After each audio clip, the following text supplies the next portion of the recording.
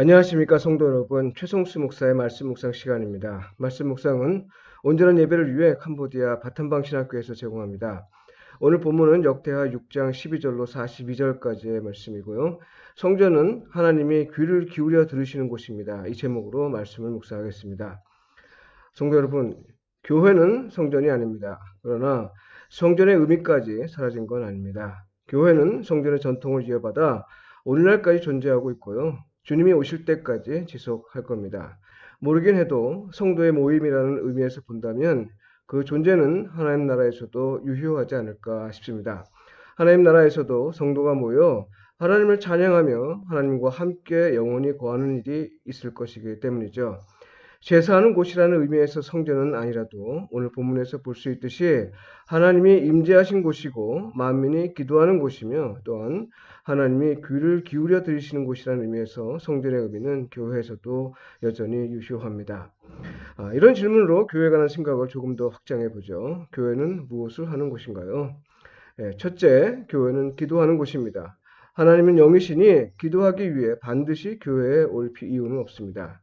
형편과 처지에 따라 있는 곳에서 하나님께 기도할 수 있습니다. 그런데 오늘 솔로몬의 기도를 보면 성전을 향하여 드리는 기도, 이런 표현이 아주 강조되고 있습니다.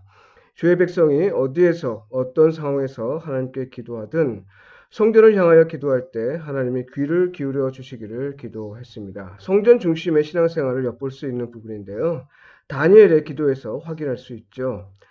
지금은 굳이 교회를 향해 기도할 필요는 없습니다. 주의 백성과 연대하여 살아가는 성도는 그 자체가 교회이기 때문입니다. 그러나 장소를 가리지 않는다고 해서 교회가 기도하는 집이라는 사실이 사라지지는 않습니다. 교회가 기도하는 집이란 교회는 하나님을 의지하고 신뢰하는 사람들의 모임이라는 겁니다. 둘째, 오늘날 교회에서 더는 제사하지 않습니다만 예전에 따라 예배하는 곳입니다. 예배를 교회 예배에만 제한하는 건 아주 큰 잘못입니다. 그러나 교회에서 예배하는 건 일상에서 예배하는 것과 비교할 때 현저히 다른 면이 있습니다. 이 점을 간구하여 교회 예배가 더는 필요 없다고 말하는 분들이 있는데요.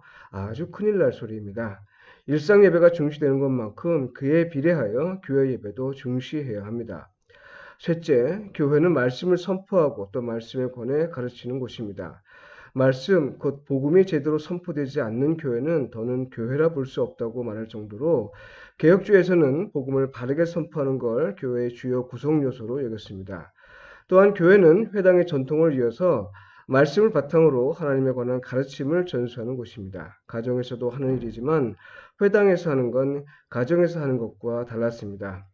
교회는 회당 전통에 따라 말씀에 관한 가르침을 중시합니다. 넷째, 교회는 하나님의 영이 당신의 거처로 삼으시는 곳입니다. 바울은 이런 의미에서 성도 자신을 성전이라 했죠. 교회는 인간이 하나님을 위해 거처로 마련해 드린 곳이 아닙니다. 사람이 성전을 짓긴 했어도 그곳을 택하시고 세우신 분은 하나님이십니다. 그러니 교회는 하나님이 택하셔서 당신의 거처로 삼으시는 곳입니다. 작은 교회라고 무시할 것이 아니고 큰 교회라고 해서 자랑할 일이 아닙니다. 관건은 하나님이 당신의 거처로 삼으시는 곳인가 하는 겁니다. 이를 위해 교회는 항상 깨어 있어야 합니다. 살아있는 것 같으나 죽은 교회가 있고요. 주님이 불현듯 오실 때 맞이할 사람과 그렇지 않은 사람이 구분될 것이기 때문입니다. 다섯째, 교회는 세상에서 연약하고 작은 자들을 돌보는 곳입니다. 성경은 흔히 과부와 고아로 사회적 약자들을 대변하고 있는데요. 설령 그들이 다른 곳에서는 차별받으며 사는 걸 당연하게 여겨도요.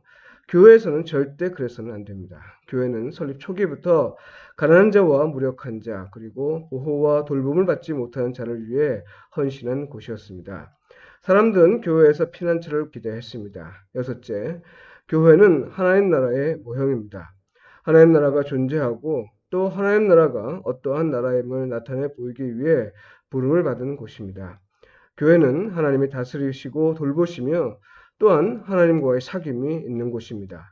사람을 통해 이루어지지만 헌신의 정도를 근거로 누구도 자기 권리를 주장할 수 없습니다. 담임 목사도 장로나 권사나 집사도 그 누구라도 마찬가지입니다. 우리는 다만 청지기로 부름을 받았을 뿐이죠. 교회에서 일어나는 모든 것은 다 하나님이 행하신 일이라고 고백해야 마땅합니다. 헌신을 많이 했다고 해서 더 높은 자리에 앉히고 헌신을 많이 했다고 해서 더 많은 지배력을 행사하도록 하는 건 옳지 않습니다. 관건은 하나님을 기쁘시게 하는 일에 우리 모두 같은 마음과 같은 위치에서 부름을 받은 사람에 불과하다는 겁니다. 성도 여러분, 오늘은 사순절 9번째 날입니다. 오늘도 주 안에 거하시면서 교회 대신 예수 그리스도를 묵상하며 사는 일에서 성령님의 인도하심을 받으시길 바라고요.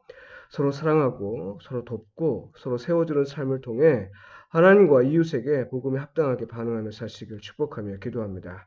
기도드리겠습니다. 주님, 주의 백성을 위해 교회를 세워주셔서 이곳을 당신의 거처로 삼으셨음을 믿습니다. 교회가 하찮게 여겨지고 하나님을 예배하는 일이 불필요하게 여겨지는 시대입니다. 우리의 잘못을 긍휼하게 보시어 우리를 새롭게 하여 주소서. 하나님 나라의 모습을 세상 가운데 나타내는 일에서 부족함이 없도록 우리를 도우소서.